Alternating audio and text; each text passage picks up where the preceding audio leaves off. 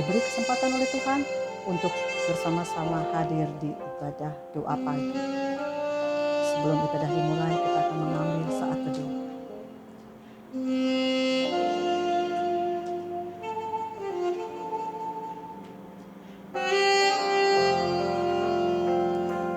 Kita akan menaikkan pujian nomor 66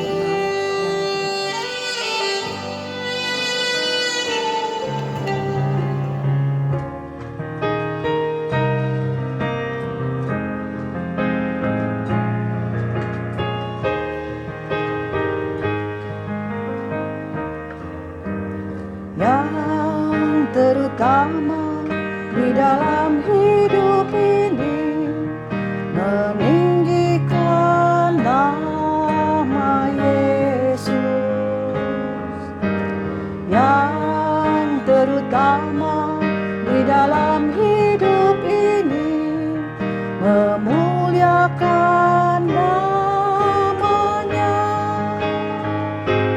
Haleluya, haleluya, saya mau cinta Yesus.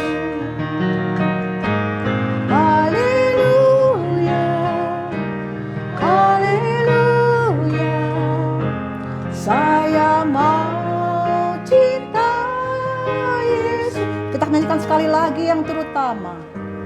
Yang terutama di dalam hidup ini, meninggikan nama Yesus. Yang terutama di dalam hidup ini, memuliakan namanya. Haleluya, haleluya, saya mau cinta Yesus.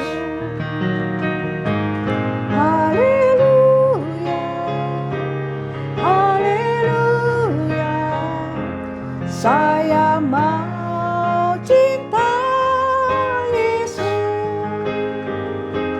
Saya mau cinta Yesus.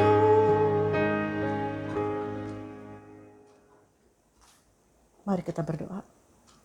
Bapa yang bertahta di dalam surga, kami mengucap syukur Bapa, kalau pada pagi hari ini Kau masih memberi kesempatan pada kami untuk datang beribadah. Berkati doa pagi ini ya Bapa, mulai dari awal sampai dengan akhir, karena kami percaya Engkau ada dan hadir di tengah-tengah kami. Inilah doa kami Bapa, hanya di dalam nama Tuhan kami Yesus kami sudah berdoa. Amin. Sebelum kita masuk dalam doa syafaat, mari kita akan menaikkan sebuah pujian.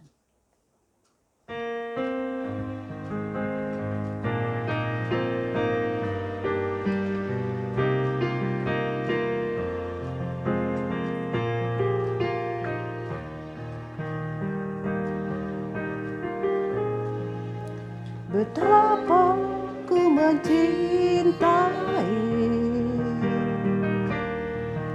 segala yang telah terjadi, tak pernah sendiri jalani hidup ini, selalu menyertai. Betapa ku menyadari di dalam hidupku ini, Kau selalu memberi rancangan terbaik oleh karena kasih.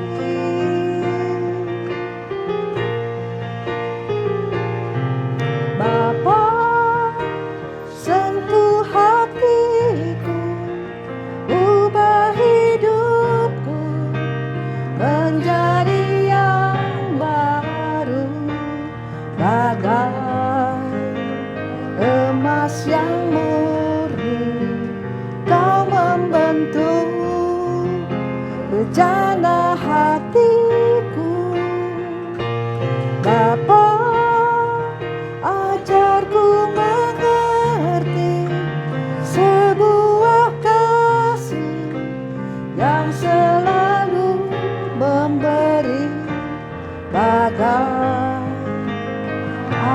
mengalir yang tiada pernah berhenti, bagai air mengalir yang tiada pernah berhenti.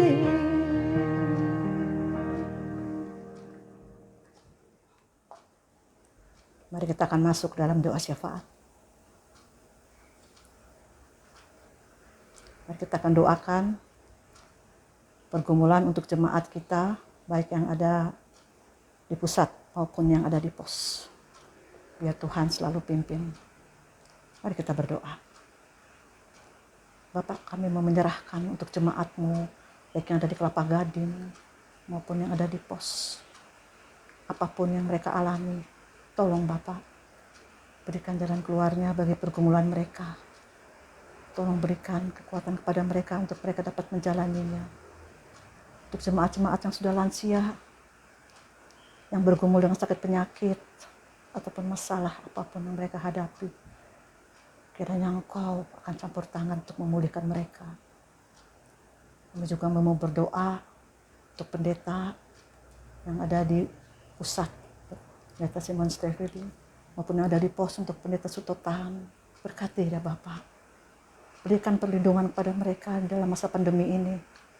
Berdoa pula untuk para majelis, berdoa juga untuk para pengurus. Tolong Bapak lindungi mereka selalu ya Bapak, agar mereka dapat tetap menjalankan tugasnya. Inilah doa kami Bapak, hanya di dalam Tuhan kami Yesus kami sudah berdoa. Amin. Untuk yang kedua, kita akan berdoakan untuk keadaan pandemi yang ada di negara kita.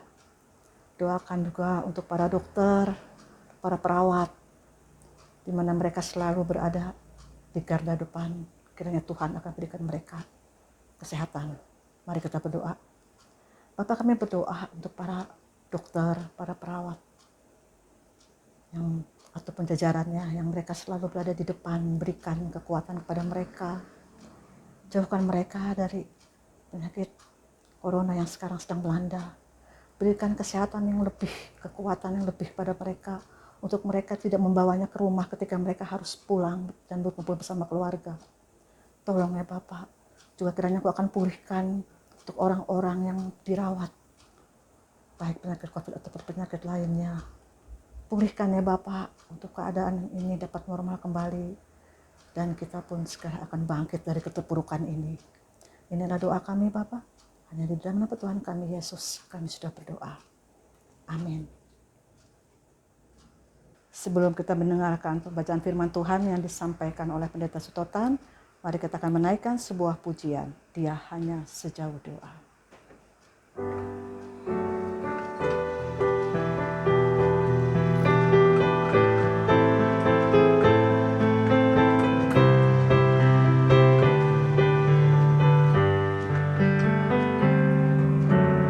Bila sengsara menimpa ke atasku, bila kelam kabut tak menentu hidupku, ingat masih ada seorang penolong bagimu. Dia tak pernah jauh darimu. Katakan, bila godaan menggodai hidupku, bila godaan menggodai hidupku, bila cobaan mencobai hatimu, ingat masih ada seorang penolong bagimu. Yesus selalu pedulikan kamu. Berseru memanggil namanya, berdoa Dia akan segera menghampiri dirimu. Percaya Dia tak jauh darimu, Dia hanya sejauh doa. Berseru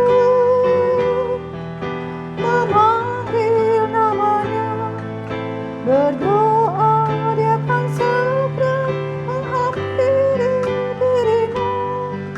Percaya dia tak jauh darimu.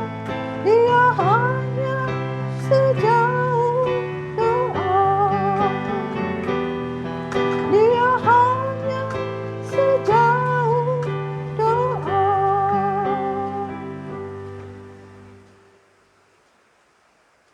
Mari kita akan masuk di dalam doa. Bapa, kami bersyukur pagi ini kami mendapatkan kesempatan kembali untuk bisa mendengar firman-Mu yang diberitakan. Engkau berbicaralah, kami telah siap untuk mendengarkannya. Di dalam nama-Mu Tuhan Yesus kami berdoa.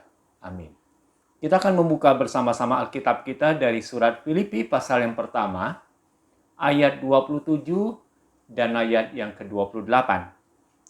Filipi 1, ayat 27 dan ayat yang ke-28. Saya akan membacakan dan jemaat silakan untuk mendengarkannya bersama-sama. Hanya hendaklah hidupmu berpadanan dengan Injil Kristus, supaya apabila aku datang, aku melihat, dan apabila aku tidak datang, aku mendengar, bahwa kamu teguh berdiri dalam satu roh, dan sehati sejiwa berjuang untuk iman yang timbul dari berita Injil, dengan tiada digentarkan sedikit pun oleh lawanmu. Bagi mereka semuanya itu adalah tanda kebinasaan, tetapi bagi kamu tanda keselamatan, dan itu datangnya dari Allah. Hari ini kita akan bersama-sama belajar dari kebenaran firman Tuhan seperti apa yang dituliskan oleh Rasul Paulus di dalam suratnya kepada orang-orang percaya yang ada di Filipi. Paulus sudah menyebarkan berita Injil kepada orang-orang di Filipi, dan dari di antara mereka yang mendengar berita pemberitaan Injil yang disampaikan oleh Rasul Paulus, ada di antara mereka yang percaya kepada Kristus. Dan ketika mereka percaya kepada Kristus, tantangan untuk mereka tetap ada di dalam Kristus itu besar. Kenapa? Karena banyak para pemberita Injil yang lain yang ingin memalingkan, menyesatkan orang-orang percaya dari kebenaran Injil Kristus itu. Sehingga kalau kita membaca di dalam surat Paulus ini, Filipi pasal 1, ayat 27 dan 28 secara khususnya dalam satu perikop ini berisi nasihat yang diberikan oleh Rasul Paulus kepada orang-orang yang telah mengaku percaya kepada Kristus, yang telah menerima Injil Kristus. Untuk apa dikatakan seperti judul yang diberikan untuk perikop ini, nasihat supaya tetap berjuang. Berjuang untuk apa? Berjuang untuk iman yang telah mereka miliki untuk percaya kepada Kristus itu. Tidak gampang untuk diombang-ambingkan, tidak gampang untuk disesatkan oleh pengajaran-pengajaran yang lain. Dan kalau kita memperhatikan, seperti apa yang dikatakan di dalam ayat yang ke-27, dikatakan seperti ini, hanya hendaklah hidupmu berpadanan dengan Injil Kristus. Ini nasihat Paulus. Jadi bagi Paulus ketika ada orang-orang mengajarkan Injil yang lain yang ingin menyesatkan mereka dari kebenaran Injil Kristus, ini menjadi sebuah tantangan besar buat setiap orang-orang percaya. Tetapi bagi Paulus, hal seperti ini memang sulit untuk dicegah. Dan ini memang akan terus terjadi dalam kehidupan dan juga perkembangan kekristenan. Tetapi bagi Paulus, bagaimana orang-orang yang percaya kepada Kristus itu sendiri harus mempunyai sikap menghadapi itu semua. Sehingga dia katakan, hanya hendaklah hidupmu berpadanan dengan Injil Kristus. Paulus ingin menasihati orang-orang yang percaya kepada Yesus. Untuk apa? Untuk ketika mereka mendengar Injil Kristus itu, mereka harus berpadanan dengan Injil yang telah mereka dengar itu. Dalam artian apa? Dalam artian Injil yang mereka dengar itu bukan sekedar sebuah pengetahuan bagi mereka. Bukan sekedar mereka tahu, lalu mereka begitu fasih untuk bicara tentang Injil. Bukan itu bagi Paulus. Bagi Paulus menghendaki setiap orang yang telah mendengar berita Injil, mereka harus hidup berpadanan sesuai dengan Injil yang mereka telah dengar itu. Jadi, Paulus ingin sangat menekankan sekali bahwa bagi setiap orang yang telah percaya kepada Kristus, bukan kita hanya sekedar tahu akan Injil itu. Bukan hanya kita sekedar fasih untuk bicara tentang Injil. Tetapi biarlah kita menghidupi Injil itu. Menghidupi Injil itu dalam kehidupan keseharian kita. Seringkali kita melihat orang-orang yang percaya kepada Kristus itu hanya sampai berpuas diri ketika mereka sudah dengar Injil, sudah mengetahui, sudah fasih untuk bicara tentang Injil, tetapi mereka tidak menerapkan, mengaplikasikan berita Injil itu sendiri dalam kehidupan keseharian mereka. Dan inilah yang Paulus tekankan, untuk apa sebetulnya hidup yang berpadanan dengan Injil Kristus itu? Apakah hanya sekedar sebuah kata-kata? Hanya sebuah ucapan di bibir? Bukan itu yang dikehendaki.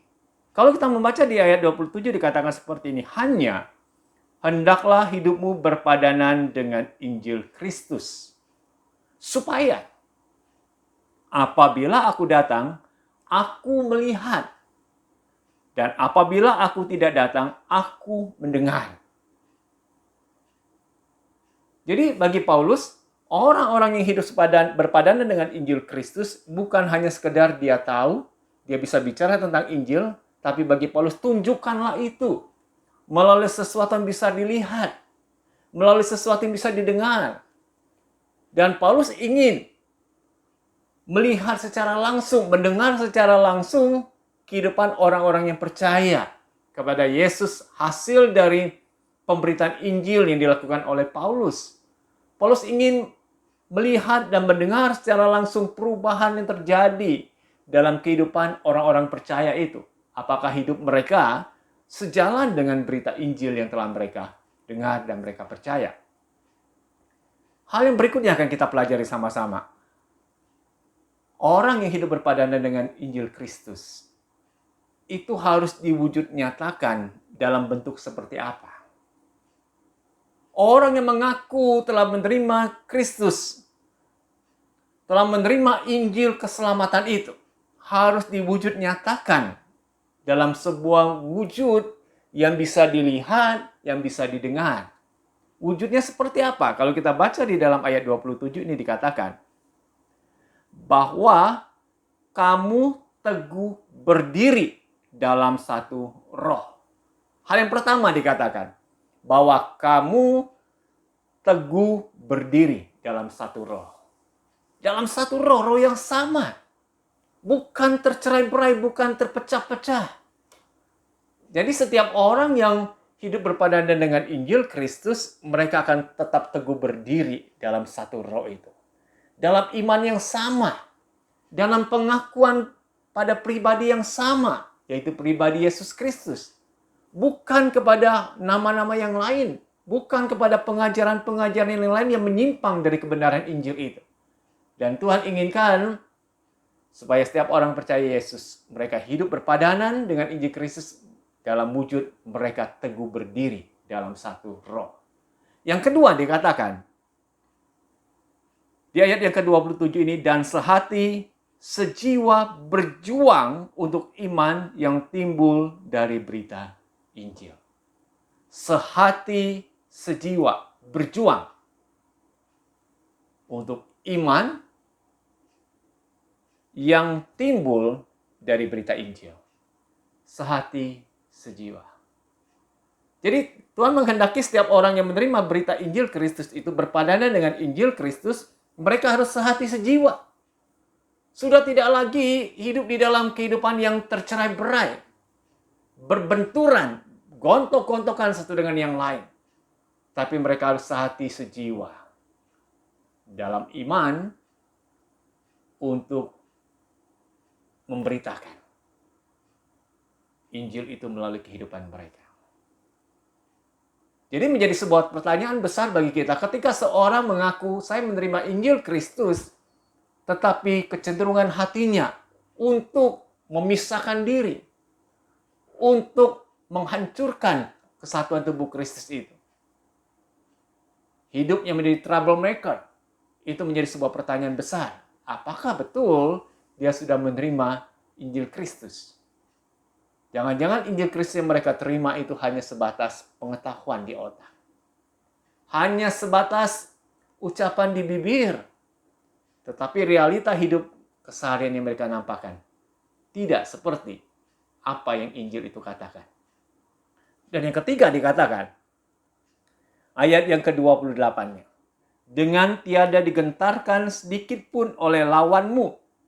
Bagi mereka semuanya itu adalah tanda kebinasaan, tetapi bagi kamu tanda keselamatan, dan ini datangnya dari Allah. Jadi orang yang hidup berpadan dengan Injil Kristus, dia wujud nyatakan dengan tidak takut digentarkan oleh lawan. Kita harus ingat bahwa kekristenan lahir di muka bumi ini bukan tanpa hambatan, bukan tanpa tekanan, dan bukan tanpa intimidasi. Dari sejak awal kekristenan lahir, orang-orang percaya itu ada dihadirkan di muka bumi ini. Mereka selalu dibayang-bayangi oleh lawan-lawan yang ingin menghancurkan mereka, yang akan menghambat akan perkembangan Injil Kristus itu. Dan ini nyata. Terus bagaimana kita orang yang mengaku percaya kepada Kristus?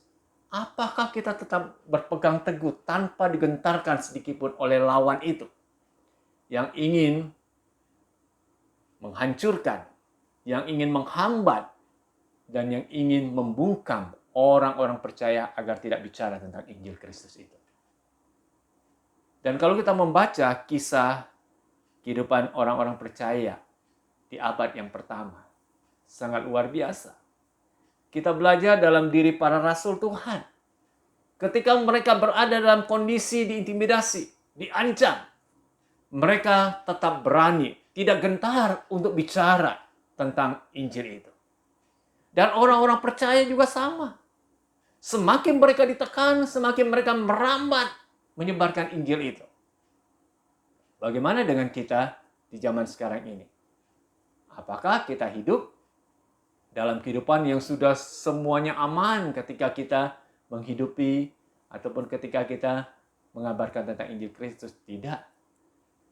Kehidupan zaman sekarang ini pun kehidupan yang sering kali kita mengalami tekanan, aniaya ketika kita mau bicara tentang Injil Kristus itu. Dan Paulus tekankan di dalam ayat ini bahwa bagi orang-orang yang percaya kepada Kristus, Injil itu adalah